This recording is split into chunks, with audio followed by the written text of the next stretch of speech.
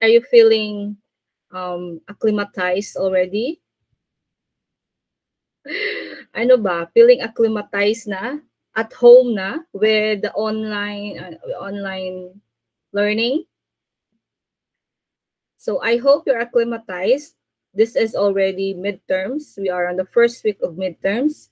This August 20 is your first meeting for traumatized with your midterm week 7 midterms. Okay? So another 6 weeks for a lot of lectures coming your way. Just to give you an overview again of what are the topics that you will be having for midterms. So if you can remember, last preliminaries, I vividly said now we will have this as parang warm up. So we just had 2 topics. Imagine niyo yon, 2 topics lang yon, hypertension and atrial fibrillation. Okay, tapos na-traumatize na si Vina.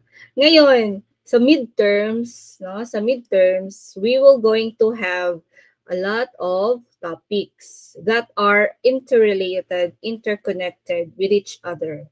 So, we will start our lecture for midterms with dyslipidemia.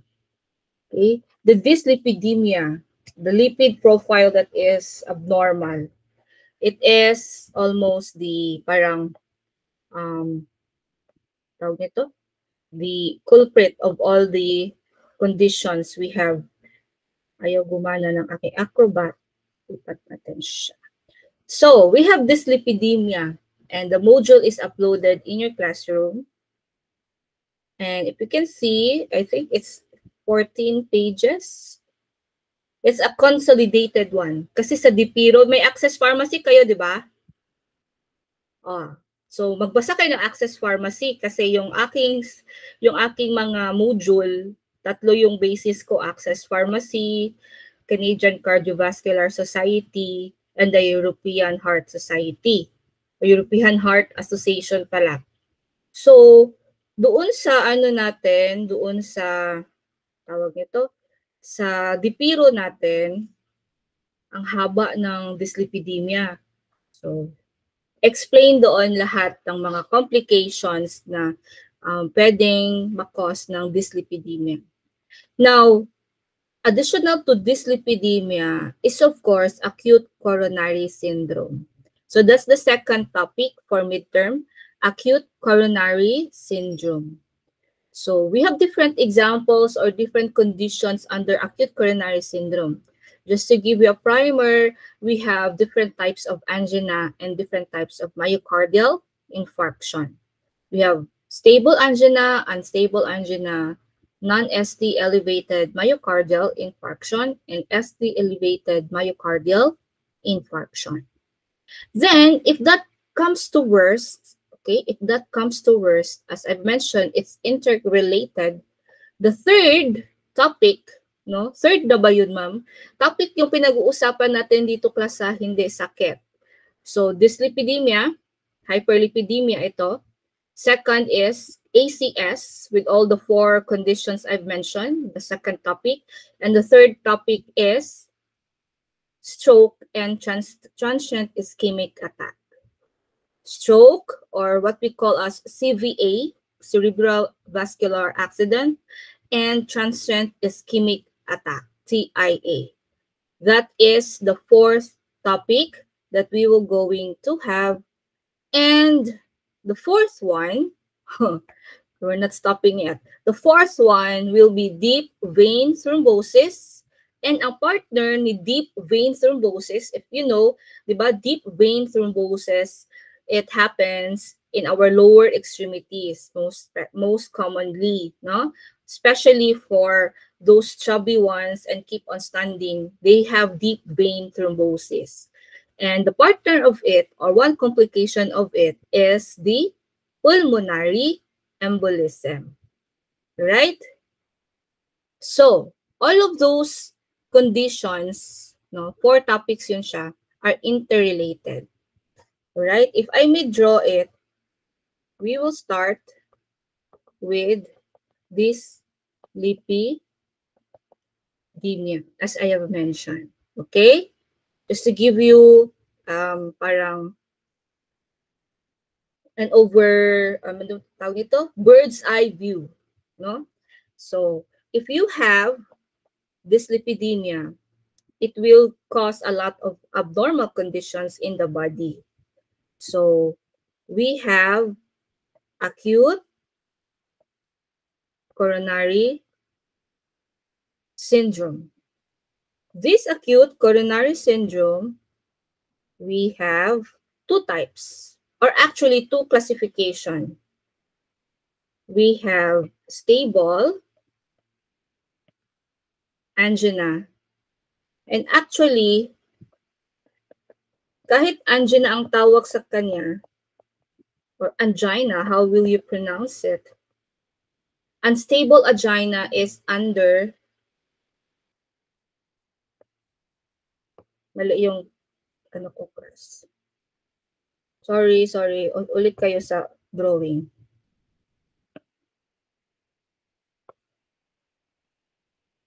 Ulit. Sorry.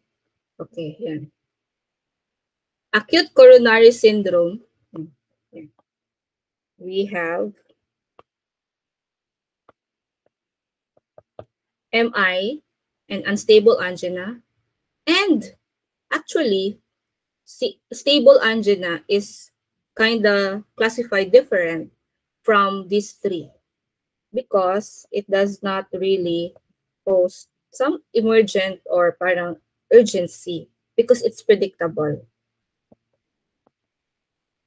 So hopefully this bird's eye view that I'm talking is helpful. It will not make you more confused. Okay? So this is our topic 1. This is our topic 2. Our topic 2 encompasses this. All of this, when it comes to words again, the complication, either of the 4 or the 5, bigyan natin ng number. 1, 2, 3, 4, 5. Any of these 5 conditions, when not monitored, when not medicated or being treated, it will result to, as I've mentioned a while ago, CVA or stroke and transient ischemic attack. The one in the heart and the one in our brain. Brain yan siya. Alright? Plus, minus, either of these. It depends with which will happen first. The precipitating factor that will cause this one is our last topic. What was the last topic? DVT and pulmonary embolism. Alright? So, ito siya ang ating midterms. I find it amusing. You find it amusing? Sige na lang. Okay? All of this has overlapping medications too. Okay? They have overlapping medications. But they have different risk stratifications. Alright? So I want you to remember the term risk stratifications. They have different risk stratifications. Okay, are you ready to begin? Ma'am, hindi pa pala nag-begin, hindi pa pala nag-start. Introduction pa lang yon. Wala pa tayo sa ating topic. Okay, to start with our topic 1, module 4. Module 5. Okay, for module 5, week 7 for midterms, our topic, first topic for midterm is about dyslipidemia, particularly management, that is focused as clinical pharmacist. No, focused for you as clinical pharmacist to be. So this is our learning outcomes. I want you to read it so that you will understand the things that are included in this module. Again, just to reiterate, there are 3 sources for this module: the DiPiro Pharmacotherapy book, the Canadian Cardiovascular Society, the European Heart Association. Just a brief introduction about dyslipidemia. I believe we all know everything about this introduction that I have written here, but I want you to recall or just pay attention to some of the details. So we have in our prelim blood pressure, hypertension. This time around, we are talking about another abnormality in the body, that is our lipids. So if lipid and blood pressure both increase or both are abnormal, it will cause cardiometabolic risks. So I have named several risks during prelim for hypertension. And for lipid abnormalities, as I have mentioned a while ago, we have cascades of complications: acute coronary syndrome, DVT, pulmonary embolism, stroke, transient ischemic attack. And those are just cardiometabolic risks. We are not yet touching the other complications, that is purely metabolic and renal. All right?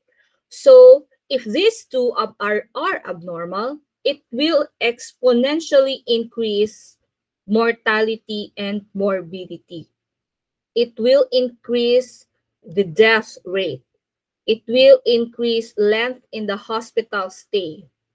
So as clinical pharmacists, we have to realize that prevention of this high blood pressure and high lipid profile is always better versus treatment.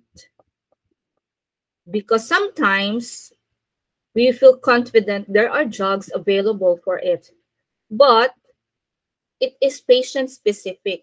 We have to realize that the drugs available we have now in the market does not really apply or does not really give a good effect or an optimal effect to all patients. As we have mentioned before, in hypertension, we have special considerations for different populations. We have the general population, but we also have to consider the race, right? The Black African, the Asian. We have also to consider special conditions such as pregnancy, renally impaired, diabetic patients, all of those things. So it's always important to have prevention instead of treatment. So if there is a long-standing hypertension, it will cause vascular injury. But if there will be a long-standing dyslipidemia that leads to atherosclerosis due to lipid deposition and plaque formation, that vascular injury might become permanent. All right? So if it's hypertension, it can be manageable. But if it is complicated with lipid profile that's over the roof, it will accelerate the mortality and morbidity increase and will cause damage that is permanent. So what is dyslipidemia?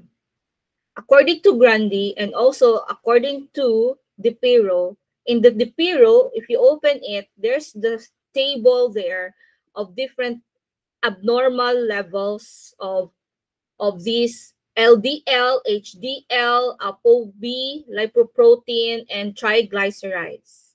I did not include it in this module because the table is too long. Please open your DPRO for that reference. But just to give a gist of it, dyslipidemia refers to abnormality in the plasma lipoprotein, especially in the LDL and the triglycerides. And the HDL, as we all know, the good cholesterol, should be reuptake in the liver. If it's not reuptake in the liver, HDL will be reduced. So if the LDL is high, the HDL is low, the triglyceride is high, that is now the hallmark of dyslipidemia. And if it's long-standing, it will cause atherosclerotic plaque. Or sometimes we really refer to us as atherosclerotic cardiovascular disease, ASCVD. Please take note of ASCVD because this gives, we consider this for risk stratification. We have special consideration for patients with ASCVD. What do you mean by special consideration? We have we have different algorithm. It means in the ladder of the algorithm for statin treatment, we have high intensity statin rather for ASCVD. Okay. So dyslipidemia itself is often asymptomatic, the same with hypertension. Hypertension is also asymptomatic, the early start of it, and dyslipidemia also. That's why it is important in community pharmacy, and as community pharmacists, we have to perform our role in screening for blood pressure and risk of risk of hyperlipidemia. If you have identified risk for hyperlipidemia, you have to make your patient take the lab test. Because, as mentioned here, it is asymptomatic. And by the time it shows symptoms, it is a major risk already. Meaning to say, the progress in pathophysiology, the disease is progressively getting there to the point of no return. Okay? So it has profound alteration inside the body. So we have to screen, we have to detect early, we have to know when to give the treatment, the first line treatment. So I hope and I wish to see during your internship on summer, all of these roles or all of these reminders I'm giving right now will be put into action. All right? Now, let's move to the pathophysiology. As I've mentioned before, so you have your pathophysiology subject. I will just give some insights on it. So, we have here LDL particles. This comes from our diet, right?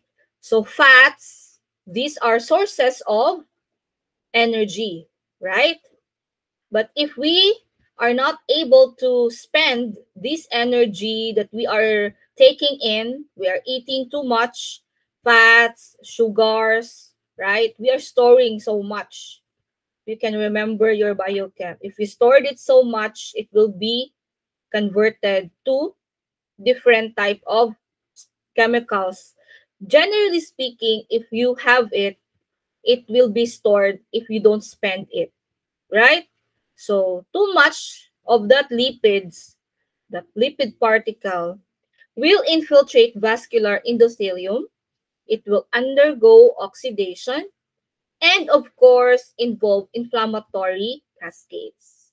So together with that inflammatory cascades, just to name a few, we have cytokines. Also, we have platelet that aggregates in the site. That is why it comes, it's stackable, no? The more you eat fat or lipid or high fat diet, or the more you eat sugar, the more you stay with the sedentary lifestyle, it will accumulate.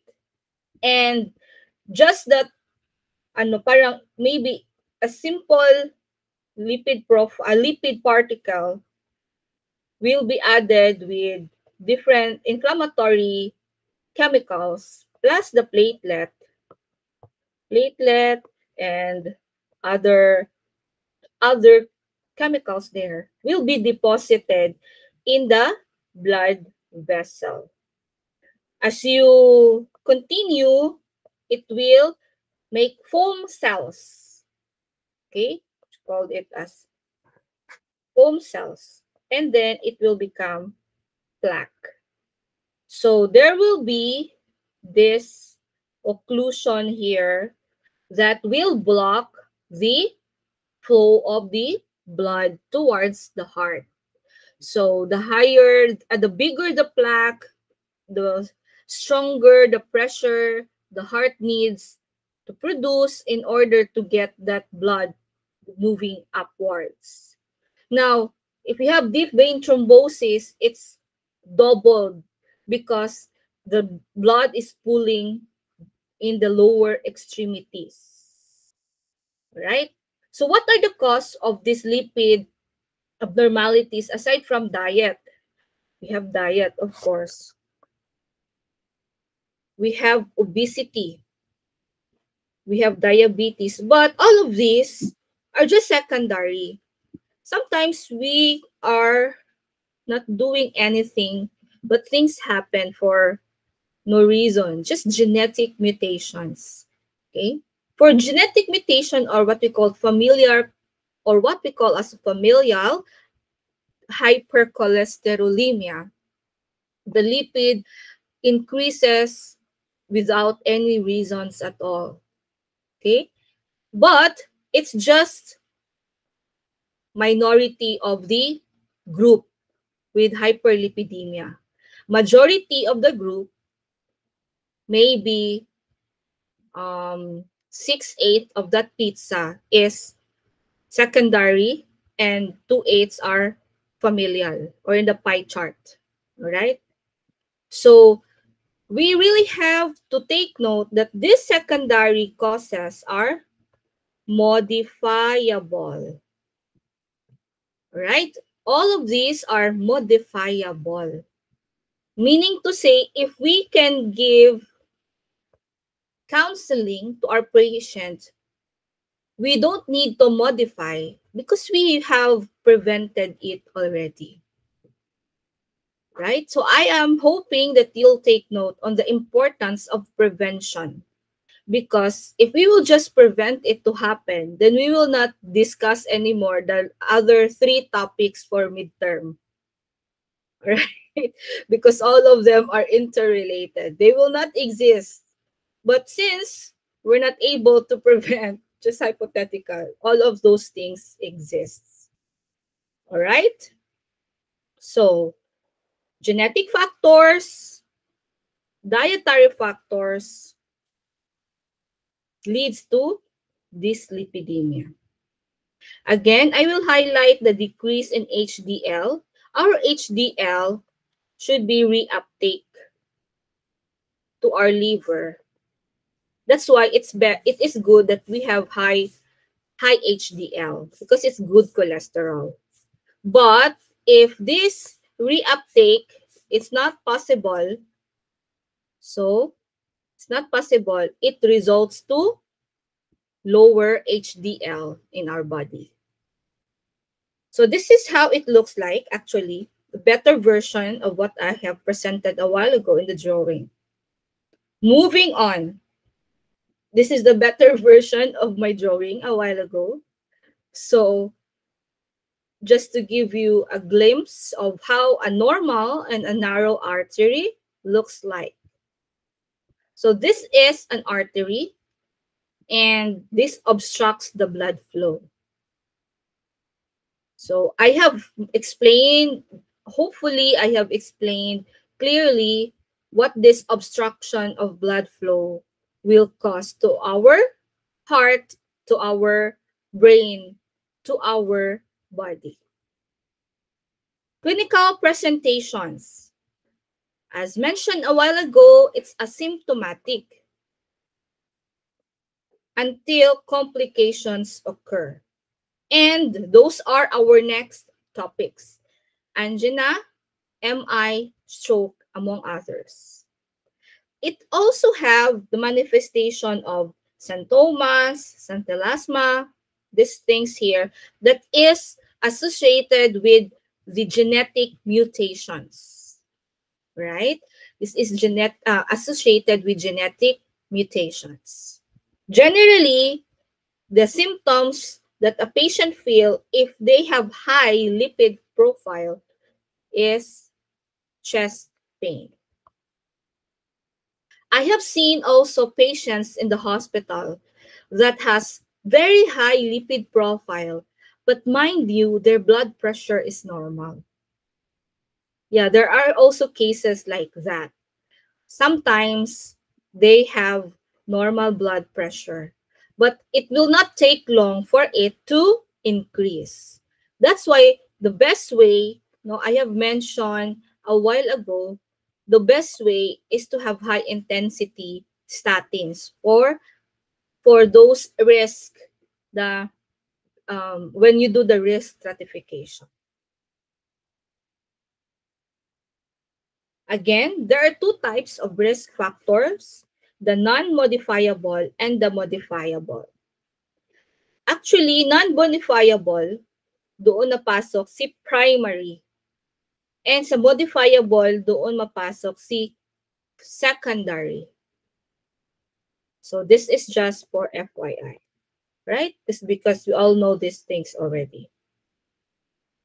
Just to highlight, some medications gives rise to hyperlipidemia. Aside from that, we have antidepressants and antipsychotics. If you're familiar with clozapine, quetiapine, they are not really given for patients who are overweight or obese because they will pronouncedly increase lipid profile. Now, after understanding what causes hyperlipidemia and what are the risks, we have to know the goals of our therapy. The primary goal is the reduction of ASCVD risk. We should avoid this or prevent this to happen. How will you do that? By lowering LDL, by optimizing lipid profile. If you have downloaded the module, you can see after this, we have a lot of treatments. Okay? So we have different targets. We have different targets for the lipid profile. It depends on the condition or on the risk identified using the Framingham risk score. Okay? Again, I will repeat myself. We will going to have a goal of therapy to prevent ASCVD to happen. How is that done?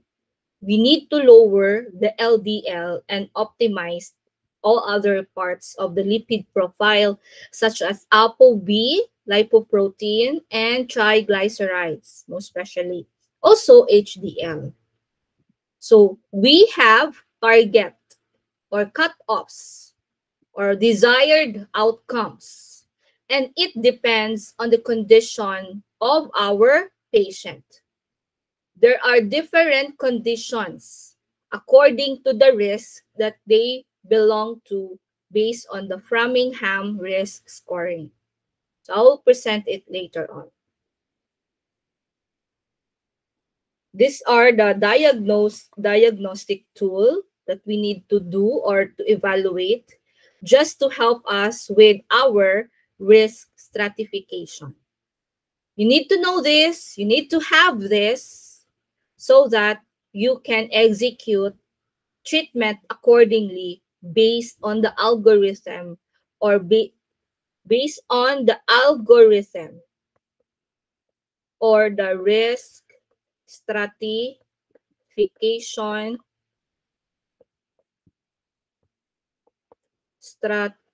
strategy, right? Most books call it as algorithm. Do not get confused with that, okay? Some books, some journals call it strategy or risk stratification strategy. Both of these terms are just the treatment guidelines, no? So do not be confused with these three terms that different resources are using. So now let's move forward to Framingham risk score. This is a calculator. You can do it online. You can download an app. You can use this form. No, you can use this form to assess all patients. As I have mentioned a while ago, prevention is better than cure. So you assess if, example, you are in the OPD, you are in the emergency or in the community pharmacy. If you are in the primary practice, Framingham risk score should be done to your patients so that you would know how to proceed. This is specific for estimation of a 10-year cardiovascular risk. We have step 1 here. Just take note, what are the parameters? What are the parameters, measurable parameters used by Framingham risk score to arrive with that data? Okay, if I may encircle it, please take note on this and write in your notes. Age, gender are corroborative, meaning there will be different risk points if you increase the age and men versus women. And take note, if it's 60 and above, higher risk goes to men.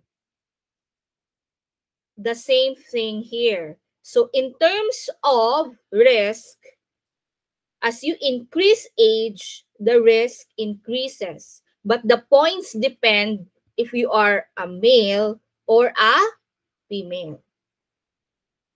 Right? I hope you follow that one. Example, me right now. I am 36.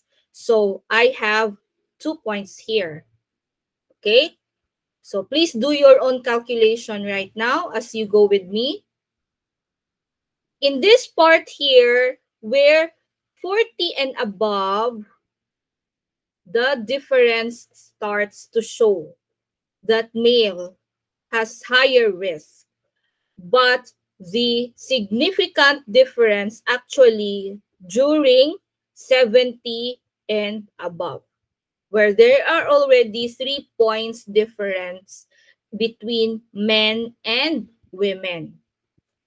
There is 3 points difference here. I guess that's a significant difference. We don't need to perform t-test for that. Should we? Okay. Next is HDL. Okay? HDL. I recently had my result for HDL here. It is 1.45. If you don't have your result, then I challenge you to have your lipid profile done so that you can continue, because you can just have the first phase. Total cholesterol, I have here 5.15.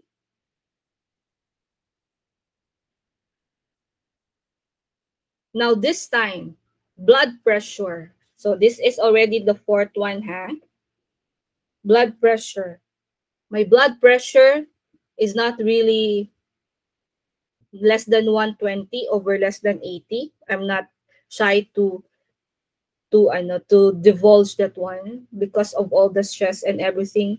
But at rest, sometimes it falls at 115. But right now, I think meron talagang something wrong, no?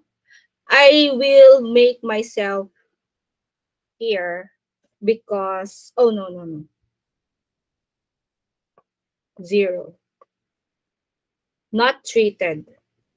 0. I got the systolic most often 125, 130. Or maybe let's be blunt, get 1. Kasi sometimes 132. Alright. So, pwede nyong lagyan ng score ito. Not smoker, diabetes. So, my total points here, we have 2 minus 1, 1 plus 1, 2 plus 1, 3.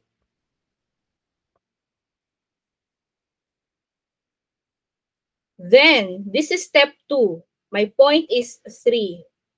I am a woman.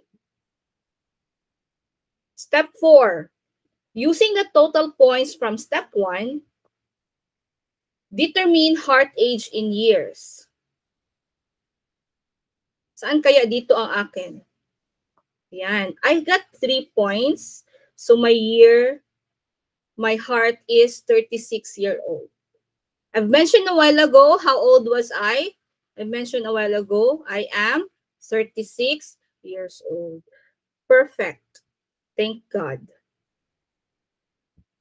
All right. Step 4. So, it says here, using 10-year CVD risk from step 2, determine if patient is low, moderate, or high risk. Okay. Whether you're low, moderate, or high risk. From step 2. My step 2 score is 2.0. So it is 2.0, an FRS of less than 10.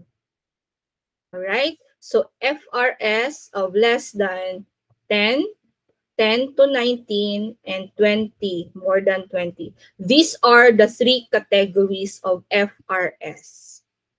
So mine falls to less than, wrong. Mine falls, sorry for the symbol, but mine falls less than 10. So we have 10 categories, less than 10, 10 to 19, and more than 20. So if ever my lipids will increase, I will have, or the doctor will going to do or follow the risk stratification of under 10 FRS score. What will be the management for that?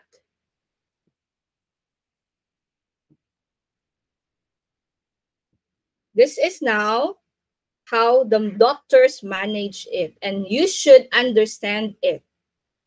For low risk FRS, such as me with a score of 3 at 2,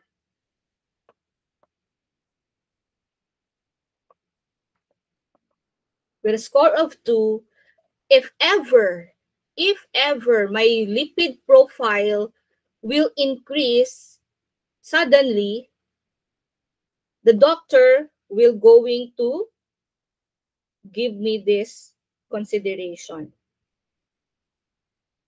Health behavior modifications.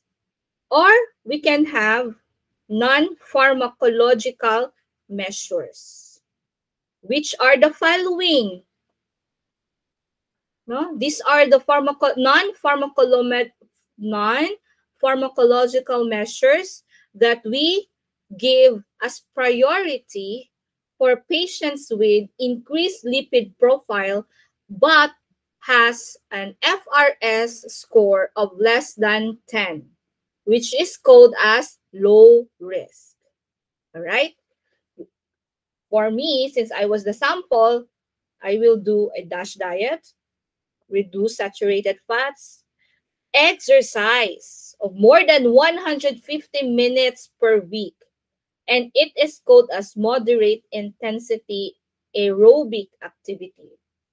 Please take note of this very, very simple non-pharmacologic measure because this was asked during my PABC exam.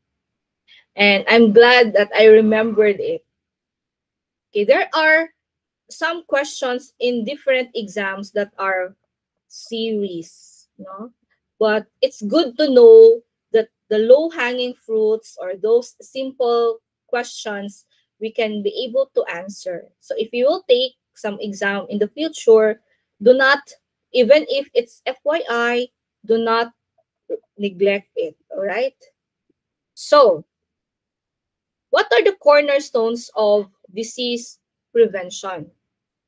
I'm not smoking, so for those who are smoking, they should do smoking cessation. Consuming healthy diet. As mentioned a while ago, the Mediterranean diet is the strong recommendation. I'm not sure what's really Mediterranean diet, but I think it's more on meat. Is it? It's not really, and it's not really the primary ang DASH diet. We commonly see it in the Filipino or in Philippine guidelines or in different recommendations. But this is for Canadians. They really do not have this in the first line, the DASH diet. We have plant-based diet, diet rich in fruits, vegetables of more than 5 servings. We have nuts, legumes, olive oil, total fiber, whole grains. Increase fiber to more than 30 grams per day. Reduce cholesterol consumption of less than 300 milligrams. So I don't know if you can really follow this, but generally you have to watch what you are eating. Then engaging in regular physical activity, limit alcohol intake, and this one, ensuring sufficient duration of sleep and stress management. So for those who have high lipid profile and have low score FRS, ito yung ating first line na management. Alright? This is the first line management. We don't need statins yet. We don't need statins yet. As you can see, wala nang arrow dito. Okay? Moving forward, I'd like you to look at your module. We will going to line this one here. I cut the figure actually. So we divide it into 3, low risk, intermediate risk, and high risk. Now, for that low risk patient, the cutoff is 2.5 for the LDL, equal or this one, and the ApoB, and the non-HDL. Tingnan nyo yung values. If, for example, a while ago, I mentioned my lipid profile result. If ever my result will become 4, you will answer yes, then discuss therapy now. Okay? So, wait. I forgot to highlight this one. After pala, sorry, repeat. After you did or after the doctor implemented the non-pharmacological treatment, but the patient continues to have hyperlipidemia, we will going to initiate statin. Okay? I will repeat myself, ha? After the first trial, so we will going to trial non-pharmacologic measures. If it's not effective, then you have to initiate statin treatment. Alright? Now, pag naka-initiate na ng statin treatment, we will evaluate our patient. So for low-risk patient, the cutoff is this one. This is the cutoff. You will check if the LDL level is less than or more than 2.5 millimoles per liter. So we are already in statin treatment. The patient is taking statin right now. Pero if hindi siya na-manage, kasi more than 2.5 pa siya, you will going to add another therapy. Pero if manage yung patient, if maintained na below 2.5 na ang LDL, no, below 2.5 ang LDL, sulat natin dyan, below 2.5 millimoles per liter LDL, you will not going to add anything and you will monitor. And we are talking about a low-risk patient here. All right?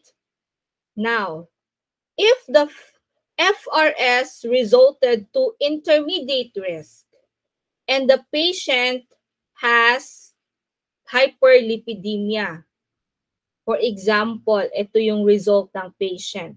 With an FRS of this and the patient has more than 3.5 LDL, more than 1 apoB-lipoprotein, tapos men with this age, all of these are under FRS already, na calculator. Now, if it's immediate risk, still, we do not discount non-PICOL measures. Both for intermediate and high risk, it's still given. The one that I have shown a while ago, all people with different risks across the board, low, intermediate, and high, should receive a counseling about health, behavior, modifications, and implementation of non-pharmacological measures. But the only difference for IR and HR with low risk is we do not trial it. We have to do it as combo. What do I mean? This one here, you will trial it for maybe 3 to 6 months and re-evaluate. If still high, that's the time that you will going to initiate. All right? For IR, intermediate risk and high risk, you cannot do trial. You have to do combo, giving together non-pharmacological and pharmacological measure. And the first line would be statin treatment. So I will give you idea later what are the statin treatments. This will now be our cutoffs. For IR and HR, our cutoff will be lower, meaning it will be intensified or it will be strict. We have lower cutoff. For low risk, we allow 2.5 millimoles per liter, right? We allowed 2.5 millimoles per liter. But for high risk and intermediate risk, we have a cutoff here. The number is 2. If high risk ka, intermediate risk ka, if your LDL is 2.2, you already need an add-on. But if low risk ka, you don't need an add-on yet. You need an add-on for low risk if the LDL is more than 2.5. Alright? So, generally, to give a bigger picture, low risk has higher cutoff, meaning you are not very strict in achieving that low LDL. For intermediate risk and high risk, as it says, common sense, the risk is higher, you need to have a strict implementation of a low LDL, which is 2.0. If it's 2.0, yes, then you will going to consider add-on. And the add-on will now be the same for all types of patient, the same, it's ezetimibe. That's the first line add-on to our statins. The only difference is when is the initiation of the combo or of the add-on. When is the initiation? They have different timelines. It depends on what is the risk factor. Okay, moving forward. If we already added ezetimibe for either intermediate and high-risk patient, if ever there are other conditions that made it worse, right? That made it worse, like instead of decreasing, it's increasing. Our IR and HR will now have different cutoffs. We will going to have a little bit lower cutoff for high-risk patient. Instead of 2, what we are asking is 2, right? A while ago for IR and HR. But when we added ezetimibe and then it did not really work well, we will decrease our cutoff for HR. Alright? So it will be 1.8. If it's more than 1.8, we will discuss intensification of therapy. But if it's not, then we will just to monitor our treatment. Okay. We have another drug here mentioned. PCSK9 inhibitor, evolocumab, Rapesa. This is the one that's available here in the Philippines. I'm not sure really with the brand name. I just remembered it now. It's Rapesa or Rapasa. But around, I think, $1,500 sub-Q per month. Hence, it's not a best option as add-on. This is the last line to be added. No? Most doctors do not give PCSK9 inhibitor. Aside sa, it is a very expensive drug. No, it needs to be given in the hospital. So if ever there's an option to give PCSK9, then this is given during intensified treatment, during this treatment here. It's intensified treatment. All right? But if we are not going to give, we're not going to give PCSK9, we really have to monitor how ezetimibe is doing, if it is giving or helping us achieve our desired outcomes. Okay? So your desired outcome, again, depends on what is the FRS score of your patient. And this is how you will going to create your plan as clinical pharmacist for patients with dyslipidemia. Moving forward, we have also conditions here that are very specific. Okay? For example, patients with diabetes, patients who already have ASCVD. Okay? We really have to initiate. You don't need actually, no need to do FRS scoring if these are your patients. Okay? No need for FRS scoring because it's a given already. They are high risk because an LDL of 5 is very high.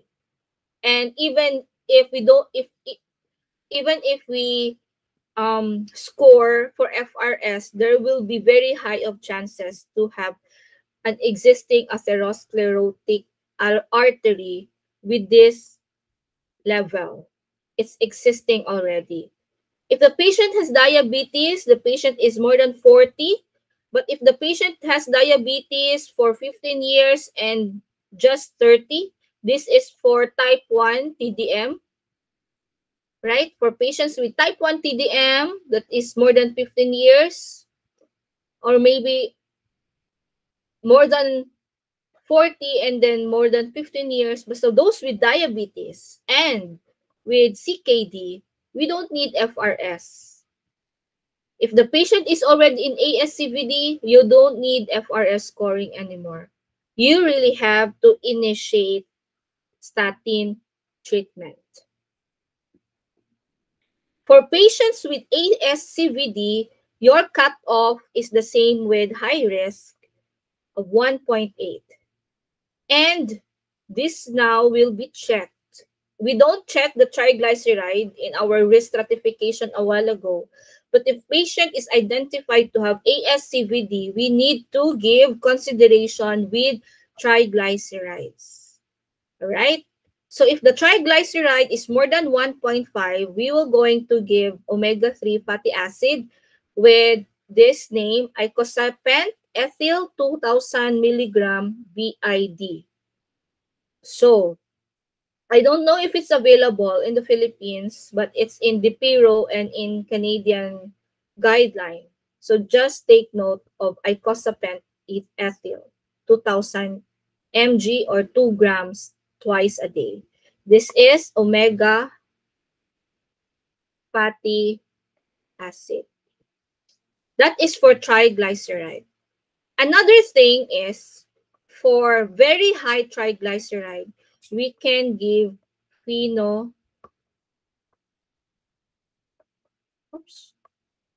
Pheno is happening. So if triglyceride is high, we can also give phenofibrates.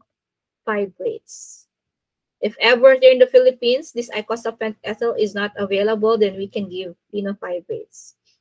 For ASCVD patients, our cutoff is the same with high-risk patients of 1.8. If it is more than 1.8, we take note here, it's stratified. If it's 1.8 to 2.2, we will give ezetimibe. That's the first choice. But if it's still more than 2.2, the first choice is PCSK9. But if we don't have any choice, because we cannot afford PCSK9, you should not stop. You should give this because we have here the option as mono or dual. We have the option for mono or dual. But if PCSK9 is not available and the LDL is more than 2.2, then give still ezetimibe. Okay? Because PCSK9 is not really convenient for everyone, financially and health reasons also. So, this is how you will going to stratify for patients with ASCVD. To summarize it, this is our treatment. Generally, we have to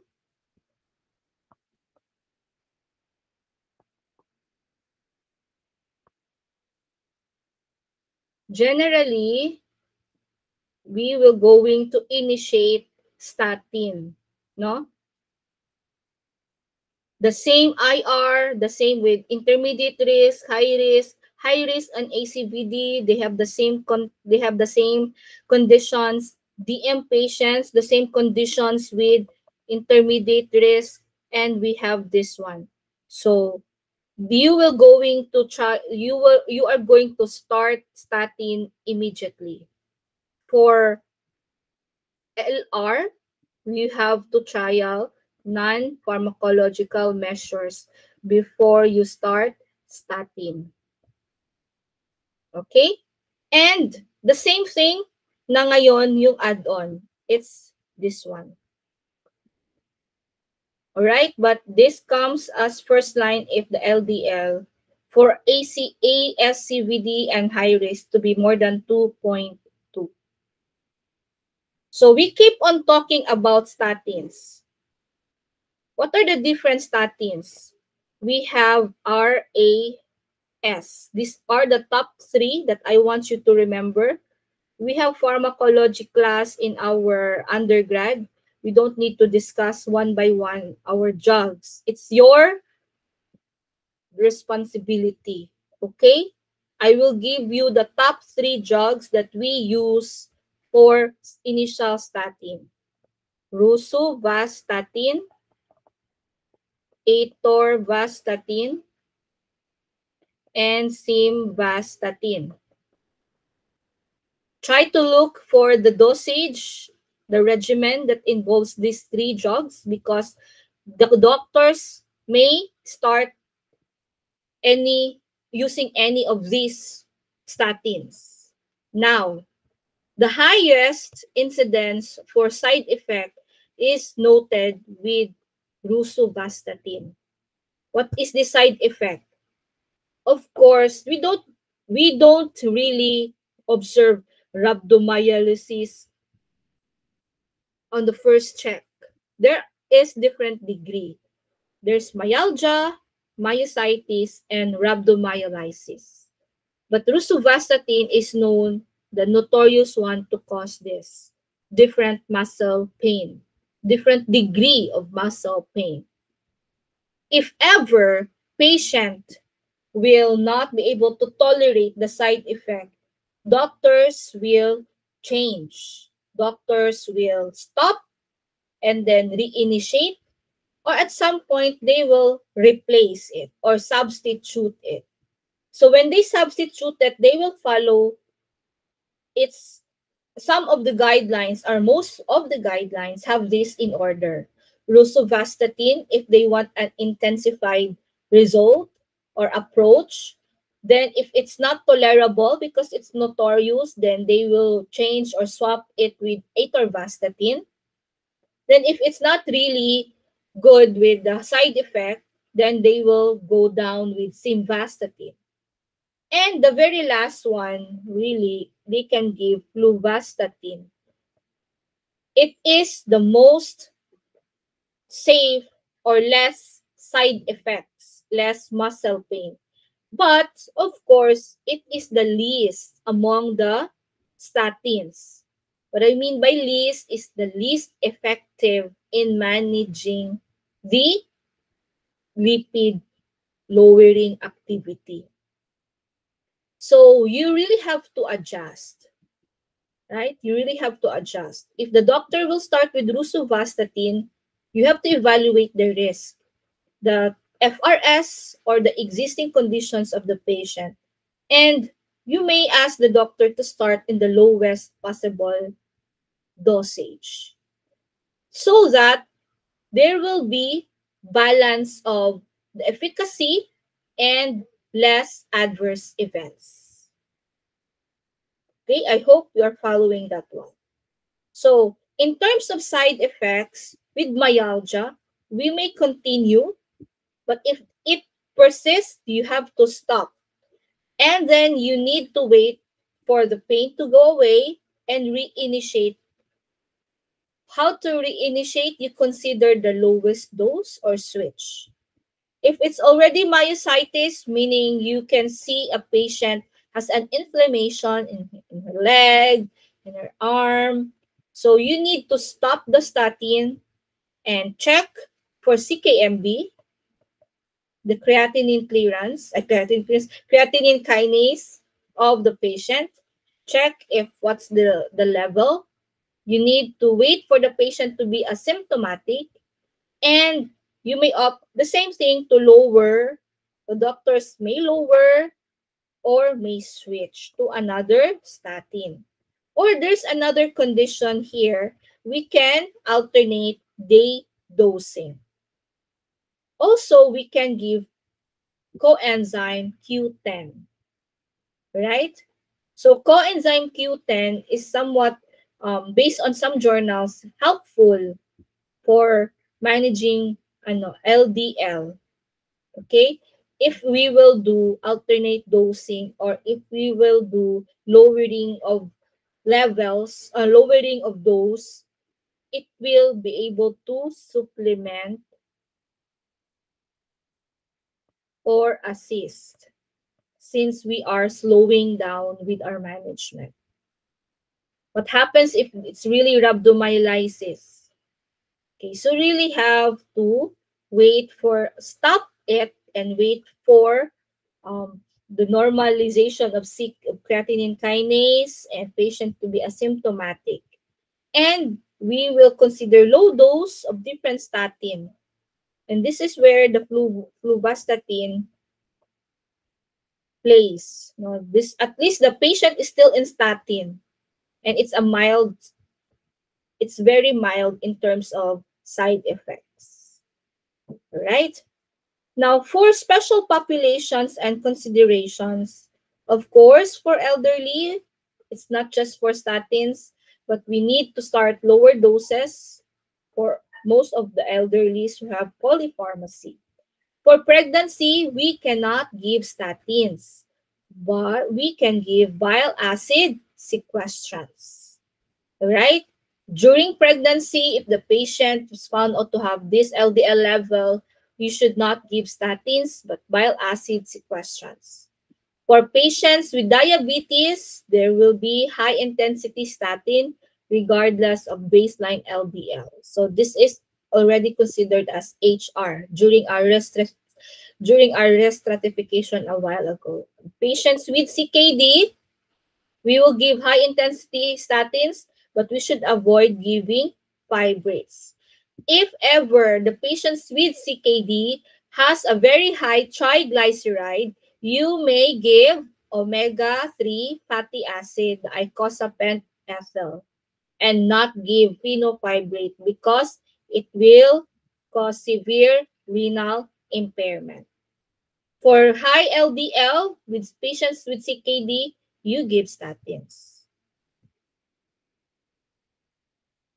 Monitoring and follow-up.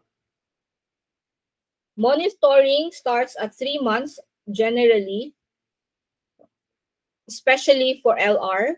For IR, 1 month. For HR, 1 month. So typically, it depends. Now, there are different factors that affect monitoring. How much is the lipid profile tests?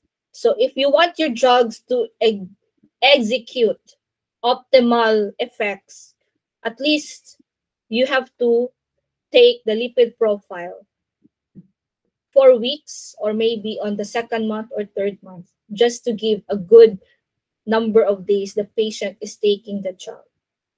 Then we have to check liver function. So it's important that we take note of the lipid profile, the ALT and AST results, and of course CKMB, so that we can monitor the efficacy and the safety of the statin that the patient is receiving.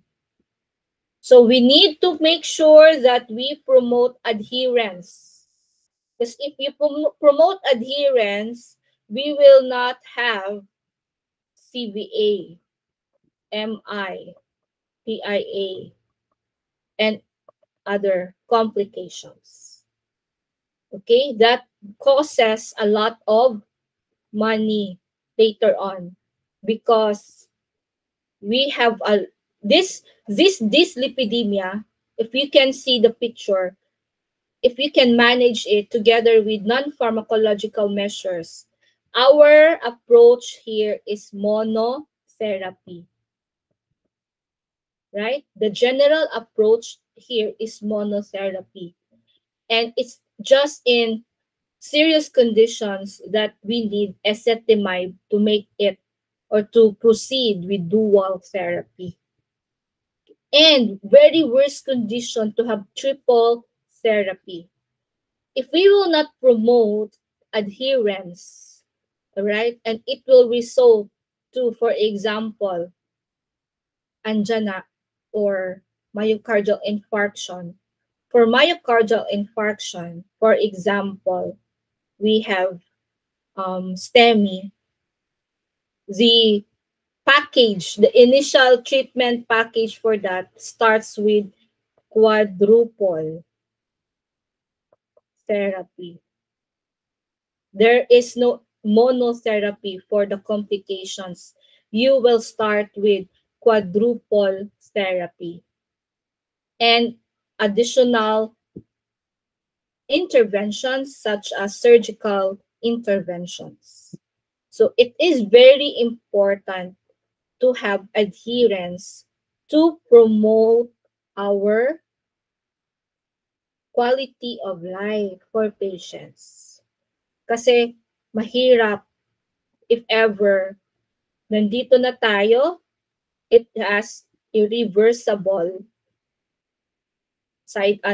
irreversible complications. All right? So that is the end for our Module 5, dyslipidemia. Now, any questions? I did not ask any questions a while ago para hindi tayo ma-interrupt. But do you have any questions now? We still have 30 minutes for question and answer. Do you have anything to consult? I'm not a doctor, a medical doctor, but I can help you with, if you have predicaments with your family members, how you will begin with your journey as clinical pharmacist. You start it with your family members. Try to do this to your family members. Do you like to have the annotated copy or no? No. Magulo yung sinulat ko. So, any questions? Walang question? Naintindihan niyo yun lang?